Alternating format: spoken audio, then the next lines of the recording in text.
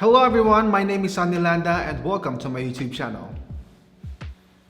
Today I'll be showing you on how to change the color of anything in your picture using Photoshop's Gradient Map tool. You can change the color of your hair, the color of your shirt, the color of your lipstick, and even the color of your eyes. But before we jump to Photoshop, hit intro.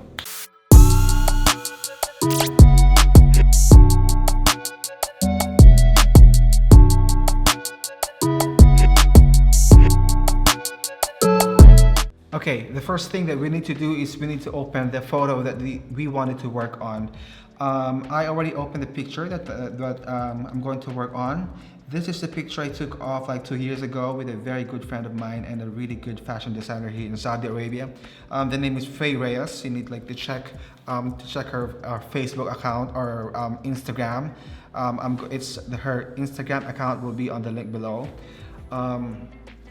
The next step is, every time you open an image, the first thing that you need to do is to duplicate the layer. To do that, you can just right click on the picture and then duplicate right layer and then press OK. The second step to do that, or the easier way to do that, is just to press Command J to Mac, and if you're using a PC, just press Control J.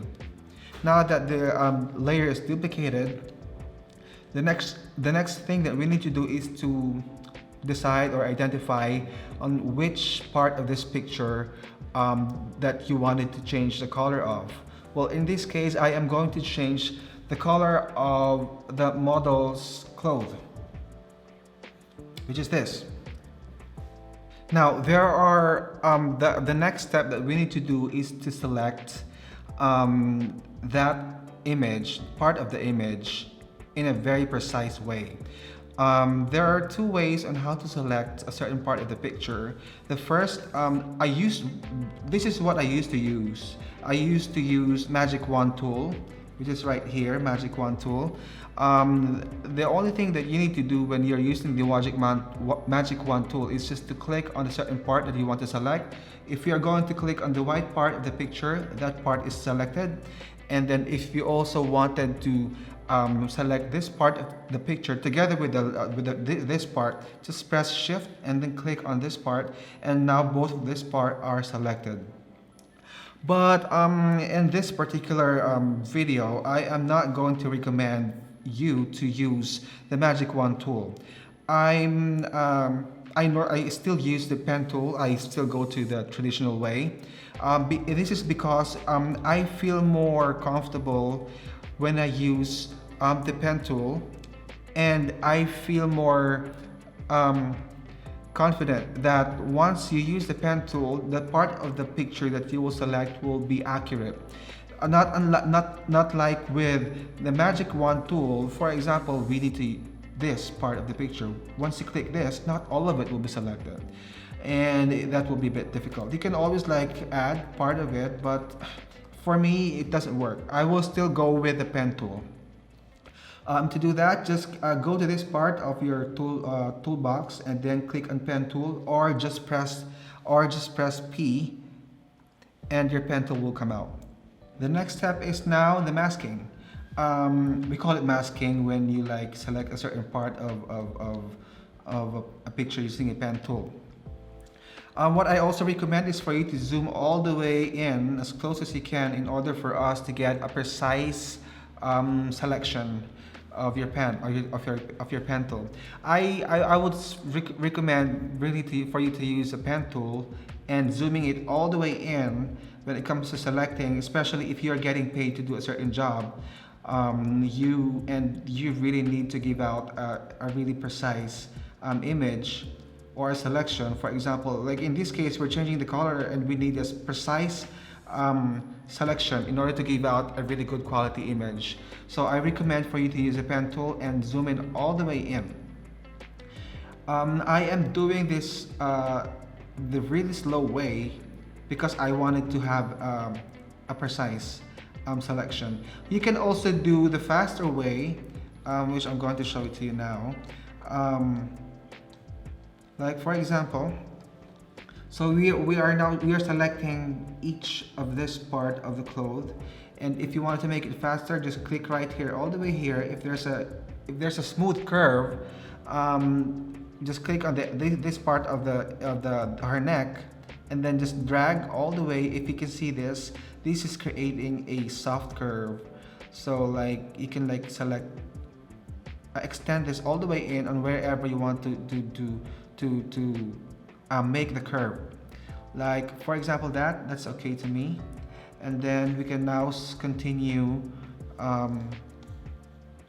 We can continue selecting the part of our clothes. But like for example, like this, I really do not like this part because all of it is not selected properly. That's why I really try to be precise when it comes to selecting a certain part of the picture. This will take a lot of time to do, but like I said, if you're in a hurry and if you're just practicing, you can do that. You can do that. The thing that I just showed you earlier, you can do that, and you can also do this if you really wanted to practice yourself in using the pen tool. I'm going to fast forward this in order for us to save time, because this will take a lot of time to finish all the way till the end. So see you in a few minutes while I'm working on this one.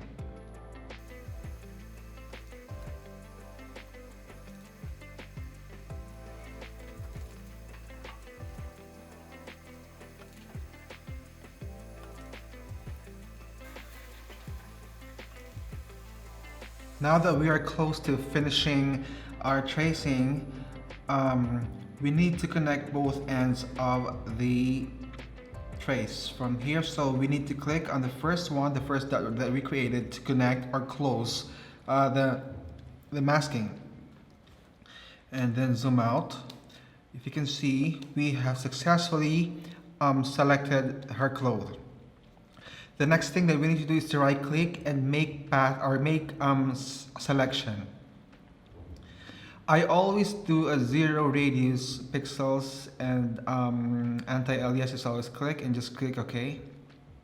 Now if you can see, it is, see there's these red ants, or we call it red ants, or red the dots. That means it's already selected.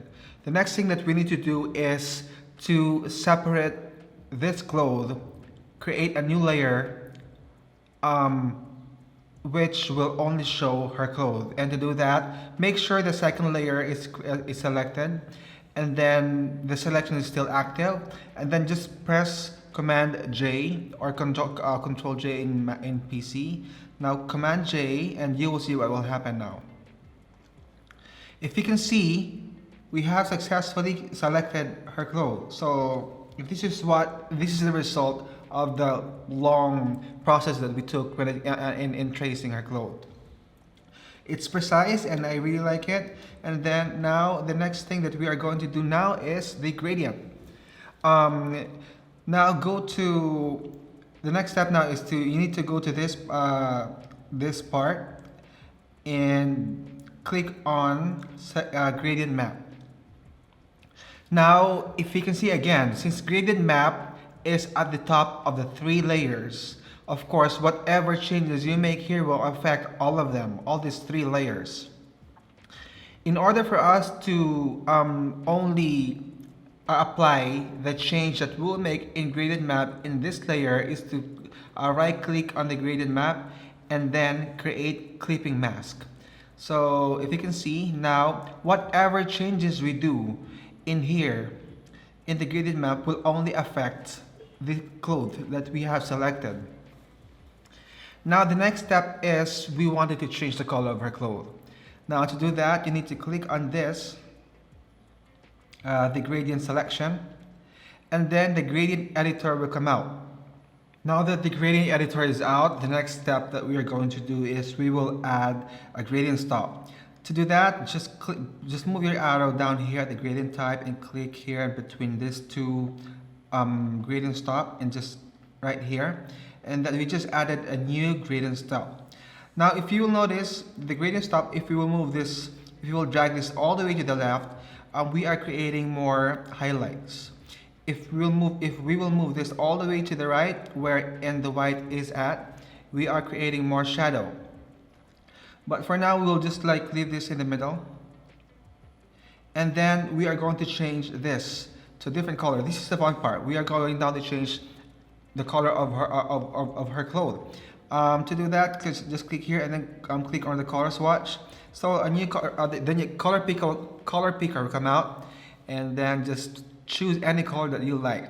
Or let's try the deep red, something like here, and then click OK, and then click OK, and then close this. Now we have successfully changed her color to red, but we're not finished yet. We are going to change the blending mode from normal to multiply in order for her clothes to have a realistic color.